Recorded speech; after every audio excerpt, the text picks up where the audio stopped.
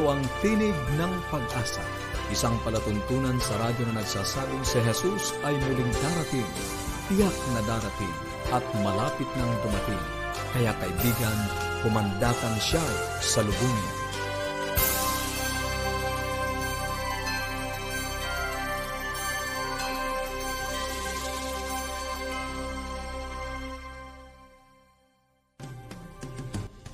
Maligaya at puno ng pag-asang pakikinig muli mga kaibigan. Kami po ang inyong lingkod, Pastor Ner Caranza. At Melo Ana Demong. Nag-aanyaya sa loob ng 30 minuto na tayo po ay magkasama-sama upang atin pong pag-usapan ang mga bagay na mga pagpapalusog ng ating katawan, magpapabuti ng ating samahan sa ating mga tahanan, at higit sa lahat sa pagtuklas ng pag-asang nagmumula sa salita ng ating Panginoong Diyos. Ngayon ay binabati natin ang ilan sa ating mga tagapakinig, Melo. Yes po, si Joselito Carting ng Champaka, West Bikutan, Taguig. Dyan sa Taguig. Hello po. Yeah, maligayang pakikinig po. God bless po sa inyo, sir. Kami po ay patuloy na namimigay ng mga aklat at mga aralin sa Biblia. Kung nais niyo pong makatanggap, makipag-ugnayan lang po kayo sa amin. Maaari po kayong tumawag or i-text po ang inyong kompletong pangalan at kompletong address sa 0917-564-3777, 0917-564-3777, or sa 0919-0001-777, 0919-0001-777. Ang ating pong toll-free number para sa mga kaibigan natin na nasa labas ng Metro Manila or abroad, maaari kayong tumawag ng libre. I-dial nyo lang po ang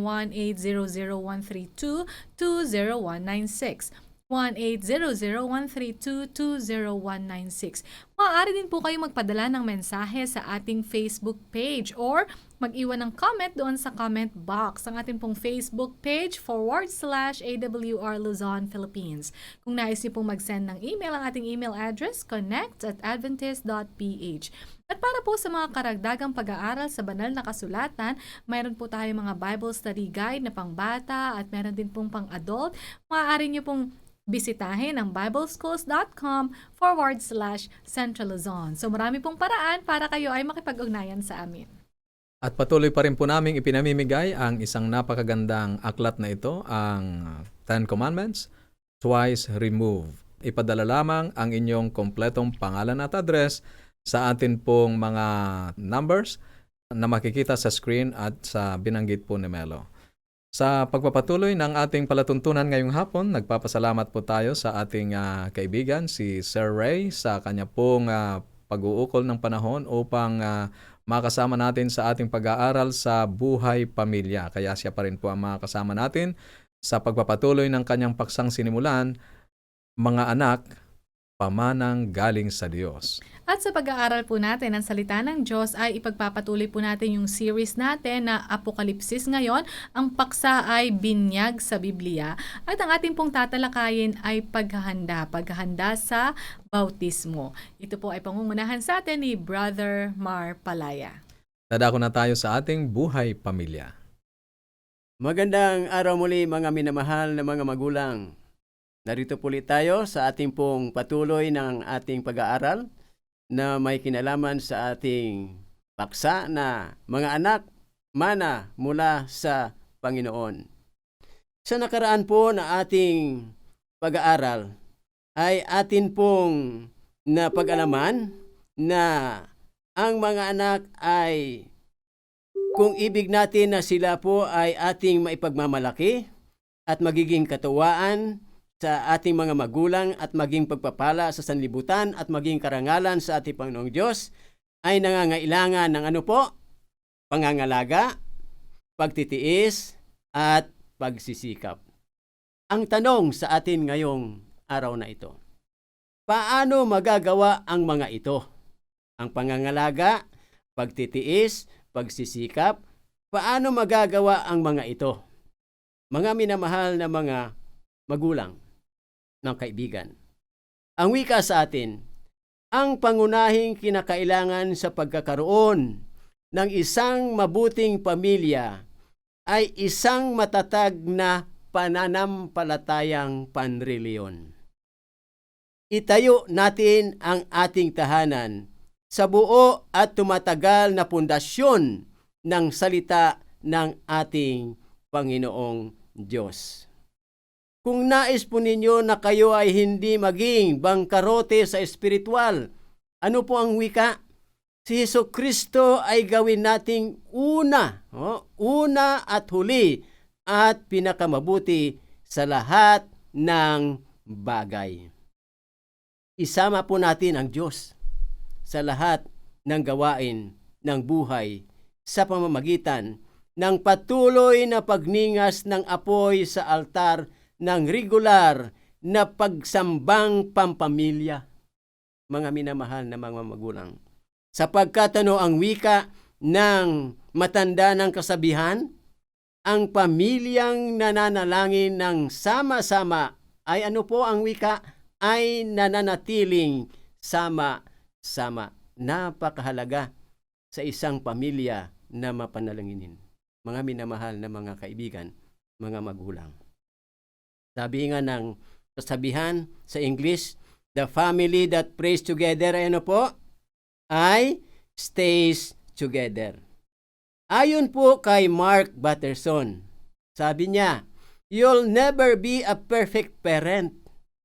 Walang perfectong parent. But you can be a praying what? Parent. Prayer is your highest privilege as a parent, sabi niya. Prayer turns ordinary parents into prophets who shape the destinies of their children, grandchildren, and every generation that follows. Sabi niya, your prayers for your children are the greatest legacy you can what? You can live. Mga minamahal na mga magulang, mga kaibigan, napakahalaga ng panalangin sa isang pamilya. At ito po ay pinatunayan ni Mark Batterson. Ito po ang dakilang pamana na atin pong maaring iiwan sa ating mga anak. Kaya mga minamahal na mga magulang, patuloy po natin na turuan ang ating mga anak na manalangin.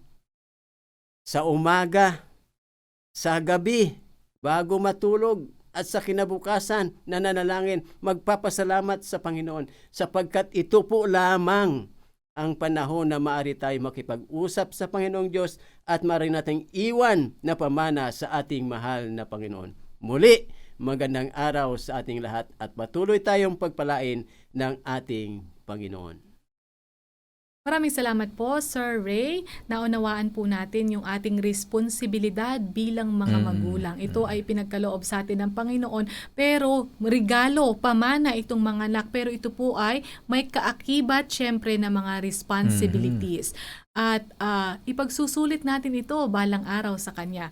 Kaya po ang pagpapalaki ng anak talagang kailangan natin ilapit, ipanalangin sa Panginoon upang masiguro na lalaki rin sila na kinikilala ang Diyos at nagiging pagpapala. Kung meron po kayong mga katanungan o kung ano man po ang gusto ninyong iparating sa amin o nagnanais kayong makatanggap ng mga aklat at aralin sa Biblia na amin pong ipinamimigay, makipag-ugnayan lang po kayo sa amin. Maaari po kayong tumawag or mag-text. I-text po ang inyong kompletong pangalan at kompletong address sa 0917-5643777, 0917-5643777 or sa 0919-0001777, 0919-0001777. Ang atin pong toll-free number para sa mga kaibigan natin na nasa labas ng Metro Manila or abroad. Maaari kayong tumawag ng libre sa 1-800-132-20196, 1-800-132-20196. Maaari din po kayo magpadala ng mensahe sa ating Facebook page or mag-iwan ng comment doon sa comment box. Ang ating page ay /AWR Luzon, Philippines. Kung nais niyo pong mag-send ng message sa email, ang ating email address, connect@adventist.ph. At para po sa mga karagdagang Bible study resources na easily and readily accessible, maaari niyo pong i-visit ang bibleschools.com/Central Luzon. Sa pagpapatuloy ay mapapakinggan pa rin natin, makakasama natin si Brother Mar Apalaya upang talakayin ang isa pang bahagi ng paksang binyag sa Biblia, at ito po ay ang mga kinakailangang paghahanda sa bautismo. Pakinggan natin si Brother Mar Palaya.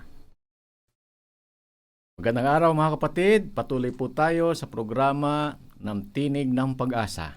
Patuloy na pag-aaral ng mga salita ng Diyos sa ating suhetong sinimulan ang bautismo. Ating napag-aralan sa mga nakaraan ang pangangatwiran. Ang malungkot mga kapatid ay marami ng mga taong natutong mga tuwiran. Akala mo sila ay sinasamba ng Diyos sa kanilang pagsamba, pero hindi naman nila sinusunod ang salita ng Panginoong Diyos. At sila ay natutong mga tuwiran. Ang ating leksyon, ating natutunan sa nakaraan ay kung ano ang sinabi ng Diyos, huwag na nating ikatwiran pa. Ito ay dapat nating sundin. Ngayon mga kapatid ay titingnan natin kung paano ang gagawin ng isang taong paghahanda bago siya ay mabautismuhan. Alam mo na ang bautismo sa paglulubog ay tiyak na mahalaga. Ngayon, ano ang dapat mong gawin upang maging handa sa bautismo? Napakinggan natin sa mga susunod na mga nakaraan na nating mga suheto ay mahalaga ang pagbibinyag. Alam na rin natin kung ano ang sinasabi ng ating Panginoong Diyos. Ngayon, ano ang dapat nating gawin bago tayo mabinyagan?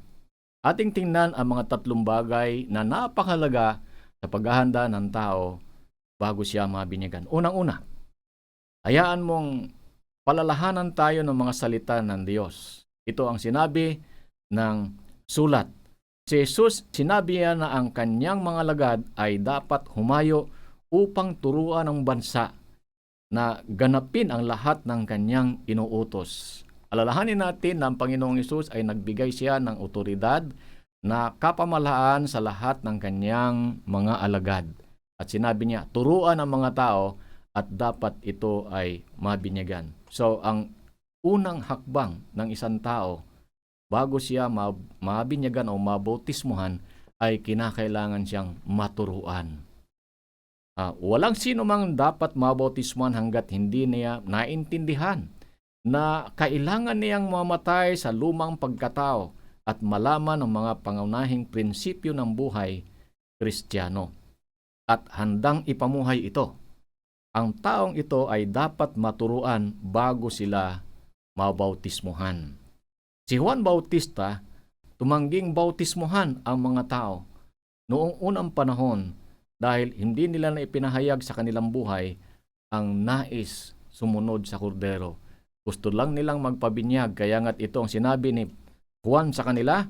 Sinabi niya na sa mga karamihang nagsisilabas upang magbabautismo sa kanya, kayong lahi ng mga ulupong, sino ang sa inyo'y nag-udyok upang tumakas sa galit na darating? Kayo nga'y mga bunga ng karapat-dapat sa pagsisisi. Gusto lamang ng mga taong itong mabinyagan sila upang makatakas sa pagkatupok sa impyerno. Hindi sila handang magsisi, sumunod kay Jesus at sundin siya. So, ang unang hakbanging gawin ng tao ay kinakailangang maturuan siya. Maturuan siya na ang buhay na luma ay kinakailangan itong dalhin muna at malaman ang pangunahing prinsipyo ng buhay ng isang Kristiyano, sumunod kung anuman ang sinasabi ng Panginoong Hesus. Pangalawa, sa paghahanda para sa bautismo ay matatagpuan ng si Pedro puspos ng banal na espiritu na ipinangaral ang Ebanghelyo ng araw ng Pentecostes. Mga sakta ng kanilang mga puso at sila'y sumigaw. Sabi nila, ano ang kailangan namin gawin upang maligtas? Sumagot si Pedro, "Mangagsisi kayo at magbautismuhan ng bawat isa sa inyo sa pangalan ni Jesucristo sa pagpapatawad ng inyong mga kasalanan." Iyan ang sabi sa Gawa 2, versikulo 38. So, ang pangalawang hakbangin, mga kapatid, ay kinakailangan ng tao ay matutunan niyang magsisi sa kanyang mga kasalanan. So, anong ibig sabihin ng pagsisisi? Nangangahulugang ito na pagkamuhi sa kasalanan. Pagkamuhi dito na ayaw na nating gawin itong muli. Kung tayo ay tapat, aaminin natin ang ilan sa mga kasalanan na ayaw talaga nating iwanan. Alam mo ba na kung talagang nais mong iligtas ka ni Jesus, sinasabi ng Biblia na handa siyang humayo upang bigyan ng pagsisisi. Ang sabi ng Gawa 5:31, ang sabi niya, "Manalangin ka lamang kagaya ng ginawa ni Jesus.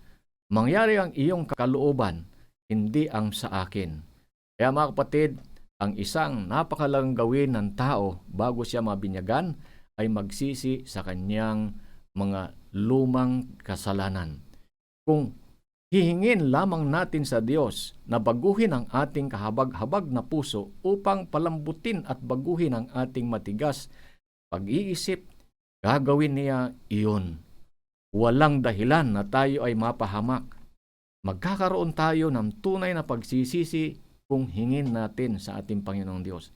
Hayaan mo lamang na pumasok ang Diyos sa iyong buhay at ikaw ay muling ipanganak. Iyan ang ipinangako ng Biblia.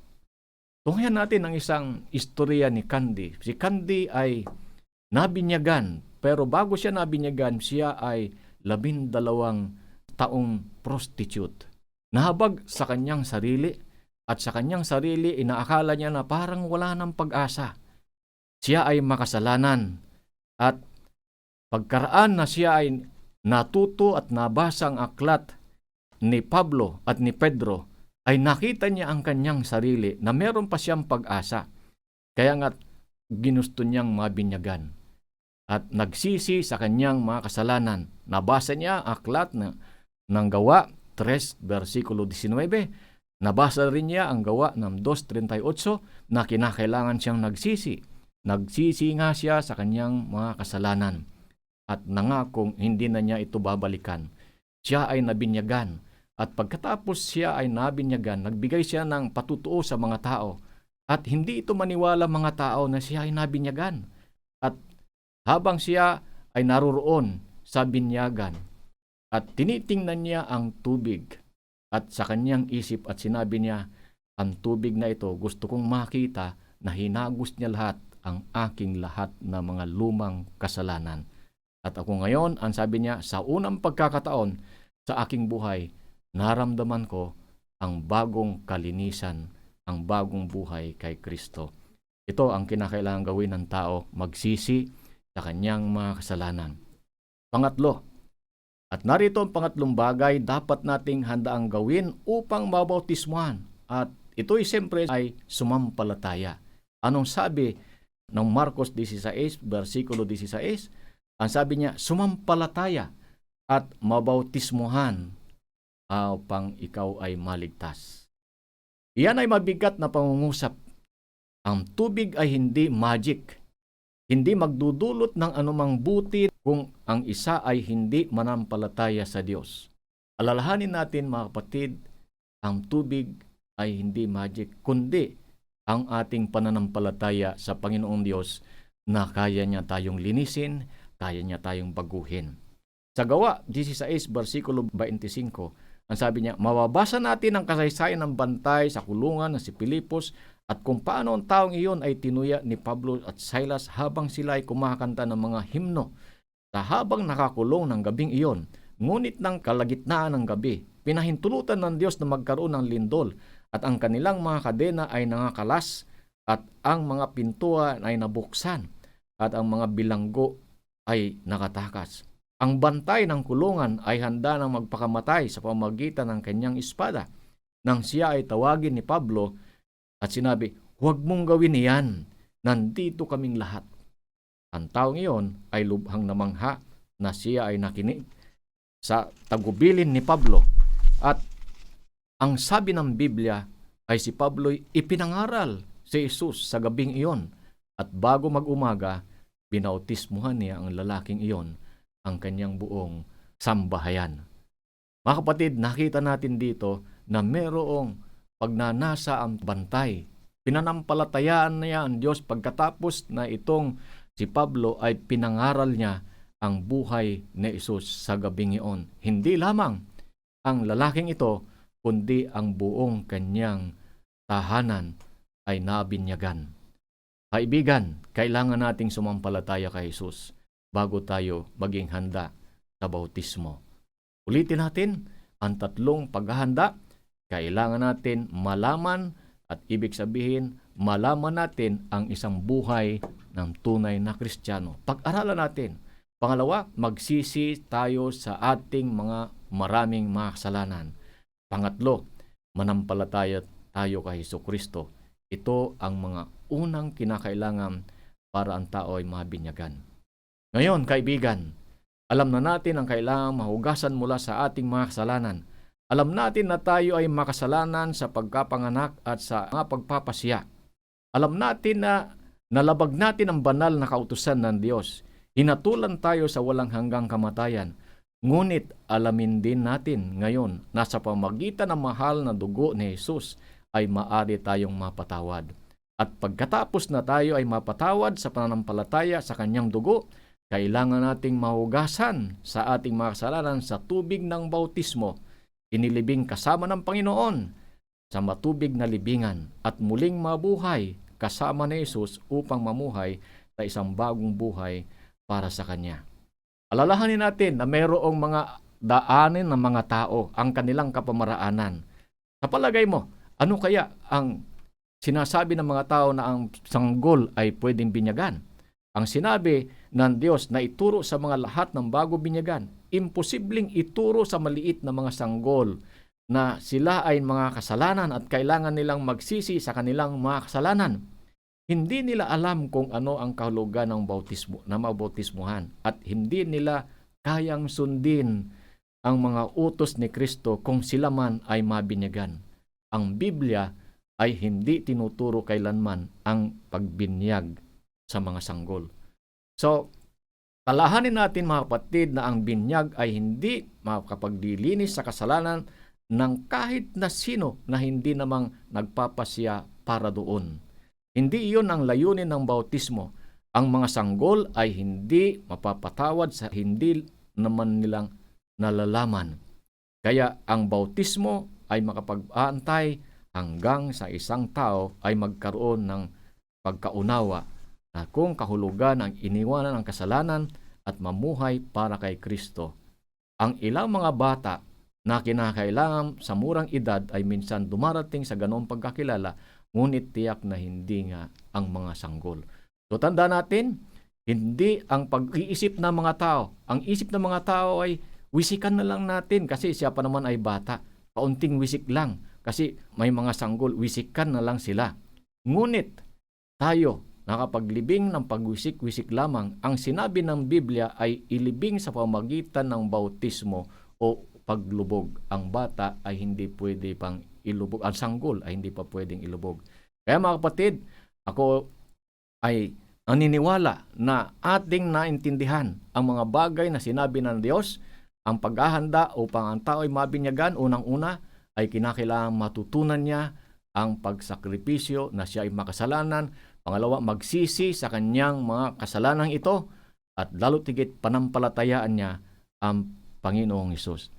Kailangan nating alamin na kung anumang ginagawa at pagpapasiyang sumunod kay Kristo sa bautismo, kung ito ay tunay na may kahulugan, ang daan ng Diyos ay may kahulugan. Nangangahulugang ito ang ano ang ibig sabihin nito? Ililibing ang dating buhay. Muling bubuhayin sa bagong buhay. Ang paraan ng tao ng pagwiwisik at pagbibinyag sa mga sanggol ay malayo sa kahulugan nito. Kaya nga nawawala ang lahat ng kabuluhan nito.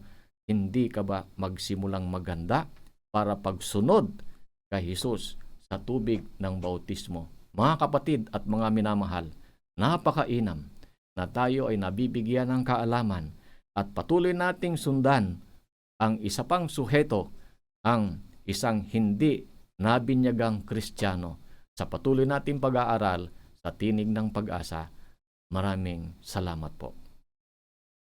Pinasasalamatan po muli natin ang ating kapatid na si Brother Mars sa kanya pong matiyagang pagdadala sa atin ng mga katotohanan tungkol sa paksang kanya pong tinalakay ang bautismo sa Biblia at ang mga paghahanda. At natutunan natin ang mga mahalagang katotohanan ito tungkol sa uri ng binyag na itinuro ni Jesus.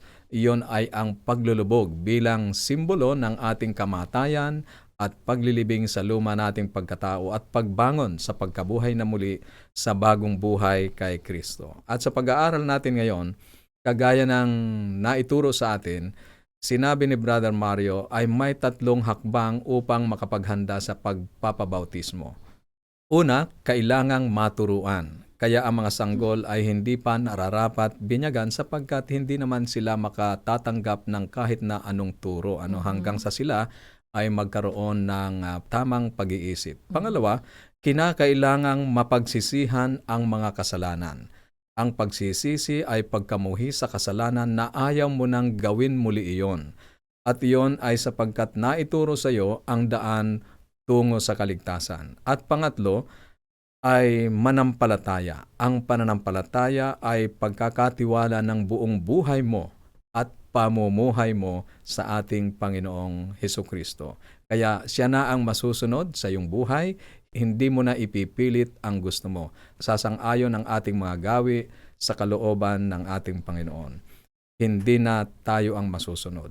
Ang 3 hakbang na ito upang maging handa sa bautismo ay maturuan, magsisi, at manampalataya. Sana'y naging kapakinabangan po sa atin ang ating naging pag-aaral ngayon at maaari po namin kayong matulungan na maihanda ang inyong mga sarili kung kayo ay magpapasya ngayon. Kung kayo po ay may mga katanungan o meron pa po kayong nais malaman tungkol sa paksang ito or may mga nais po kayong iparating sa amin, wag po kayong mag-atubili, maaari po kayong tumawag or mag-text. Ito po ang ating mga numero, 0917-5643-777, 0917-5643-777 or sa 0919-0001777, 0919-0001777. Para po sa mga kaibigan natin na nasa abroad o nasa probinsya, maaari din kayong tumawag ng libre. I-dial nyo lang po ang 1-800-132-20196, 1-800-132-20196. Pwede rin po kayo magpadala ng mensahe sa ating Facebook page or mag-iwan ng comment dyan sa comment box. Inaanyayahan po namin kayo na i-like at i-share ang ating page /AWR Luzon, Philippines. At kung nais nyo naman pong mag-send ng mensahe sa email, maaari nyo po itong ipadala sa connect@adventist.ph. Para po sa mga karagdagan pang pag-aaral sa banal na kasulatan na kaagad-agad nyo na pong matatanggap or makukuha, maaari nyo pong i-visit ang bibleschools.com/Central Luzon.